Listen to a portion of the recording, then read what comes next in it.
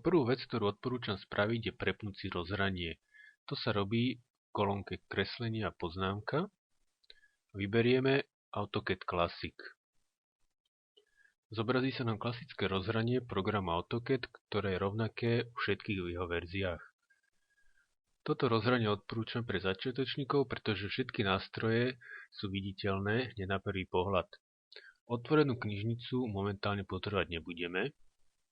Základné nástroje pre kreslenie vidíme na ľavej strane a základné nástroje pre editovanie na pravej strane obrazovky. Pri práci s AutoCADom sa často používajú klávesové skratky pre urýchlenie práce. V prípade, ak by ste ich nepostrehli, vždy sa zobrazia v ľavom hornom rohu obrazovky. Ide hlavne o používanie nástrojov, ktoré sú viditeľné v spodnej časti obrazovky pod príkazovým riadkom. AutoCAD taktiež rozlišuje ľavé a pravé tlačítko myši. Pri používaní ľavého tlačítka budete počuť tento zvuk.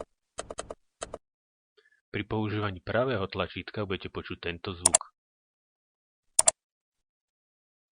Najjednoduchším spôsobom, ako sa pohybovať po výkrese, je pomocou kolečka na myši. Scrollovaním dopredu zoomujeme, teda približujeme, scrollovaním dozadu, zoom out, teda oddialíme. Pohyb po výkrese sa najjednoduchšie vykonáva stlačením a držaním kolečka.